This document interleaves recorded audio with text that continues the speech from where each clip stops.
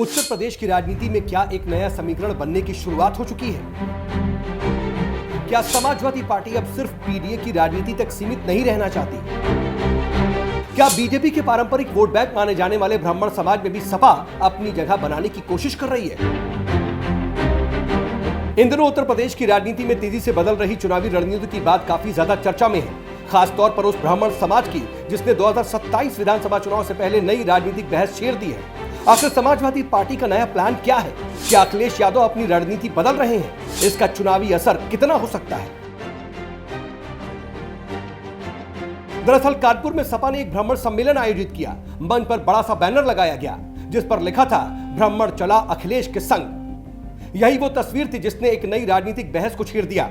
UP विधानसभा चुनाव अभी थोड़े दूर है, लेकिन सियासी दलों ने अपनी तैयारियां तेज कर दी हैं।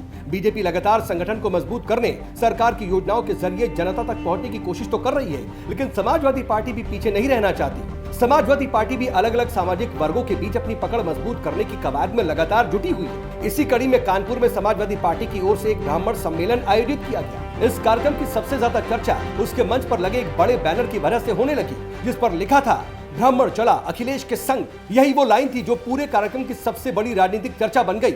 सवाल उठने लगे कि आखिर समाजवादी पार्टी जो बीते कई सालों से पीडीए यानी पिछड़ा, दलित और अल्पसंख्यक के फार्मूले पर न केवल जोर दे रही है, बल्कि उसको इसका फायदा भी मिला है, वो ही सपा अब अचानक ब्राह्मण समाज को लेकर इतनी सक्रिय क्यों दिखाई दे रही है?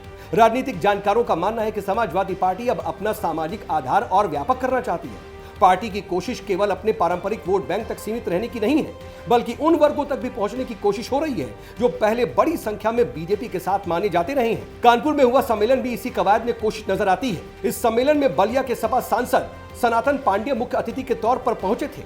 उन्होंने मंच से भी ब्राह्मण समाज को संबोधित किया और आने वाले विधानसभा चुनाव में समाजवादी पार्टी का साथ देने की अपील की। सनातन पांडे ने दावा किया कि अगर प्रदेश में समाजवादी पार्टी की सरकार बनती है तो ब्राह्मण समाज को सम्मान और सुरक्षा दोनों मिलेंगी। उन्होंने ये भी कहा कि जब प्रदेश में सपा की सरकार थी तब सपा शासनकाल में ब्राह्मण समाज को उचित सम्मान मिला था और वो और उनकी पार्टी भविष्य में भी इसी दिशा में काम करेगी। इतना ही नहीं, सम्मेलन के दौरान कानून व्यवस्था, शिक्षा व्यवस्था और प्रदेश की प्रशासनिक चुनौती पर भी खुलकर बात की गई। इसमें यह आरोप भी लगाया गया कि ब्राह्मण समाज पिछले कई सालों से खुद को उपेक्षित महसूस कर रहा है। हालांकि सपा के ये दावे बीजेपी को रास नहीं आ रहे। बीजेपी लगातार ये कहती रही है कि उसकी सरकार सभी वर्गों के लिए समान रूप से काम कर रही है और विकास की योजनाओं का लाभ बिना किसी भेदभाव के हर व्यक्ति तक पहुंचाया जा रहा है। यानी दोनों दल अपने अपने दावे ठोक रहे हैं और अंतिम फैसला जनता को करना होगा। लेकिन इन सब में सबसे बड़ा सवाल यह है कि क्या केवल ब्राह्मण सम्मेलन आयोजित कर देने से ही चुनावी समीकरण बदल पाएंगे? जवाब है नहीं। ऐसा बिल्कुल नहीं कहा जा सकता, क्योंकि किसी भी चुनाव में केवल एक कार्यक्रम या एक नारे से नतीजे तय नहीं होते। कोई भी चुनाव कई सामाजिक, राजनीतिक और स्थानीय मुद्दों पर निर्भर करता है। अगर समाजवादी पार्टी वाकई में 2027 में मजबूत चुनौती देना चाहती है तो उसे कई मोर्चों पर एक साथ काम करने की जरूरत पड़ेगी। सबसे पहला मोर्चा तो वही होगा, पीडीए फॉर्मूला। अखिलेश यादव लगातार पीडीए की बात कर रहे हैं। अगर पार्टी पिछले, दलित और अन्य सामाजिक समूहों के बीच अपना प्रभाव और मजबूत करती है तो कई सीटों पर उसको फायदा जरूर मिल जाएगा, लेकिन ऐसा होगा कि नहीं ये वक्त बताएगा। वहीं दूसरा बड़ा मुद्दा है युवा मतदाता। रोजगार, सरकारी भर्तियां, प्रतियोगी परीक्षाएं और शिक्षा जैसे विषय बड़ी संख्या में युवाओं को अपनी ओर आकर्षित करते हैं। इसका काफी ज्यादा असर होता है। अगर समाजवादी पार्टी इन मुद्दों पर लगातार सक्रिय रहती है और भरोसेमंद विकल्प पेश कर देती है तो युवाओं का समर्थन भी उसके लिए बढ़ सकता है। वहीं तीसरा सबसे अहम पहलू है छोटे सहयोगी दलों को साथ रखना। उत्तर प्रदेश की राजनीति में कई क्षेत्रीय दल ऐसे हैं जिनका प्रभाव सीमित सीटों पर होते हुए भी चुनावी नतीजों पर काफी बड़ा असर डाल सकता है। ऐसे में गठबंधन की राजनीति भी काफी महत्वपूर्ण रहने वाली है। वहीं चौथा और शायद सबसे अहम मोर्चा, बूथ स्तर का संगठन।